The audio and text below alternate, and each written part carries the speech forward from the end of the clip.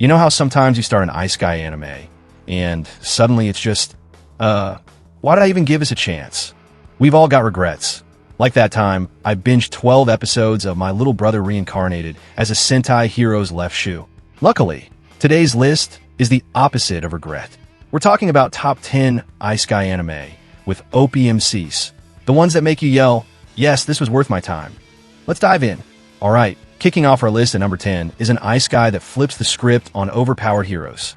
Meet Kazuma Satu from Konouba, the guy who's technically the weakest, but somehow ends up winning anyway. How? Pure, chaotic, energy. Sure, he's got a goddess, an explosion-obsessed mage, and a knight who can't take a hit. But Kazuma's real power? Maxed out luck and a talent for turning disasters into victories. Need to beat the Devil King? He'll do it by stealing a villainess's panties or tricking a dragon into a game of rock, paper, scissors. Is he overpowered in the traditional sense? Nope, but he's proof that sheer audacity can outshine any magic sword. Plus, let's be real, surviving this party of misfits deserves an MVP trophy. Stick around. If Kazuma's brand of chaos doesn't hook you, number 9 will literally blow your mind. Up next at number 9, Makoto Misumi from Tsukimiki. Moonlit Fantasy, the guy who got ice-guyed and immediately got roasted by the goddess who summoned him. Why? Because she thought he was ugly. Harsh, right? But here's the twist. Makoto is stupidly overpowered. The gods dumped him in the middle of nowhere, expecting him to fail. Instead, he accidentally terrifies dragons, one-shots demons with a stick, and builds a harem of mythical beings who adore his socially awkward charm. His power? Raw, unfiltered magic that makes even gods sweat. His weakness? Basic human interaction. Think of him as a walking nuke with the social skills of a potato. And let's not forget his archery. Legolas wishes he had this guy's aim. If you love heroes who break the power scale and the fourth wall, Makoto's your guy. Stay tuned in a game of chess. At number 8, we've got the ultimate duo, Sora and Shiro from No Game, No Life. These siblings don't need magic or muscles. They've got something deadlier, unbeatable brain power. Summoned to a world where everything's decided by games. They're like if Sherlock Holmes and a speedrunner had a baby. Chess, checkers, interdimensional politics. They'll crush it all while eating chips and trash-talking gods. Their secret? Sora's silver tongue and Shiro's math genius make them a cheat code duo.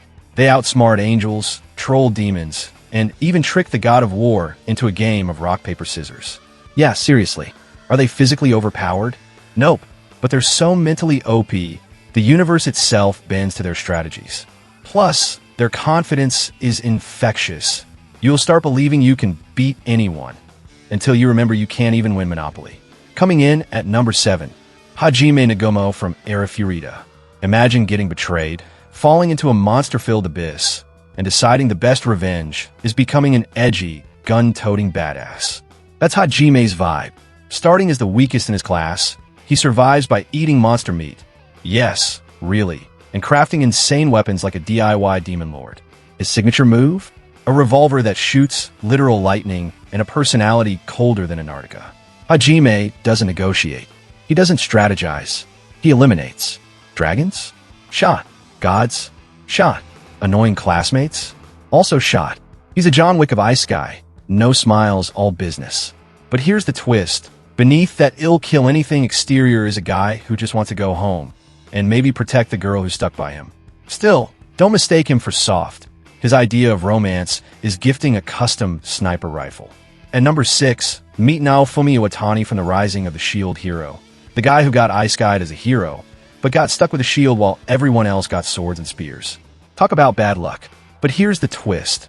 Naofumi turns defense into an offensive nightmare. Betrayed, hated, and labeled a villain, he grinds harder than a Dark Souls player. His rage-fueled shields? They melt armies, deflect nukes, and basically scream, don't mess with the guy who has nothing left to lose. He's not your typical hero. He's bitter, cynical, and adopts a raccoon girl who becomes his emotional support murder machine. Together, they're the ultimate screw-the-world duo. Oh, and his Wrath Shield? It's basically a cheat code that turns him into a walking apocalypse. At number 5, we've got Sung Jin Woo from Solo Leveling. The ultimate underdog turned unstoppable force. Imagine starting as the weakest hunter in the world, where even goblins bully you, then unlocking a system that turns you into a god. Sung Jin-woo doesn't just level up, he rewrites the rules. His power? Commanding an army of shadows resurrected from his enemies. Dragons? Demons? Bosses? They all kneel. And his signature move, Arise, is basically the anime version of flexing on the entire universe. He's so OP, the tutorial boss quit.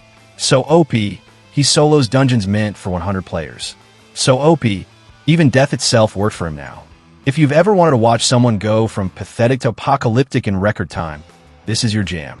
Landing at number 4, Rudy is Greirat from Ashoka Tensei, a guy who gets a second shot at life and decides to become a magic prodigy with zero humility. Born with the mind of a 34-year-old shut-in. Yes, really, Rudius masters spells most wizards spend decades learning. As a toddler. Water, fire, gravity? He bends it all like it's Play-Doh. By his teens, he's nuking armies and teleporting continents. But here's the kicker. Rudius isn't just OP. He's a flawed, messy human learning to be better. Think of him as a mix of raw talent, cringeworthy choices, and moments that'll make you cheer and facepalm. At number 3, meet Sid Kajinu from The Eminence in Shadow, the king of Delulu turned accidental overlord. This guy's entire life is a Chinibu fantasy, except his imaginary powers are very real. Sid thinks he's just cosplaying as a shadow mastermind for fun. But guess what? He's actually OP enough to nuke cities, solo armies, and create a legit cult by accident. His signature move? Atomic. A spell so broken, it makes nukes look like firecrackers. The best part? He's clueless.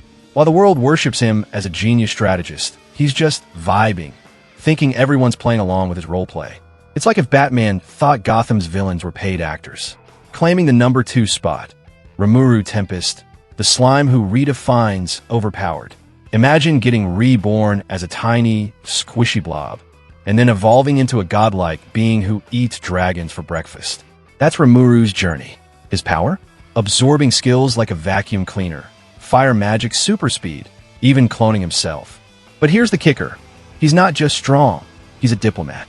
He builds a nation of monsters, brokers peace between warring races, and turns enemies into loyal friends.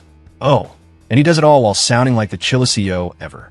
Remuru's so OP, he casually names monsters into existence, evolves into a demon lord for tax benefits, and fights gods with a smile.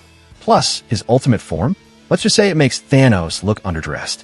And finally, our number 1, Ain's Ulgaon from Overlord. The skeleton overlord who treats world domination like a side hustle. Imagine being so overpowered you accidentally conquer nations while just vibing. Ain's isn't just strong, he's broken. Immortal? Check. Spells that erase entire armies? Check. A squad of fanatical minions who think his every awkward move is a galaxy brain plan? Double check. His power isn't just magic, it's sheer, unearned swagger. But here's the kicker. Ain's has no idea what he's doing. He's just role-playing as a villain to survive, while his underlings wage wars for his glory. Panic-spamming super spells, accidentally inventing religions, all in a day's work. He's the ultimate paradox, a nervous gamer stuck in a god's body, proving that sometimes faking it hard enough makes you unstoppable. And that's our list. Agree? Disagree? Roast me in the comments. And don't forget to subscribe for more gloriously broken heroes.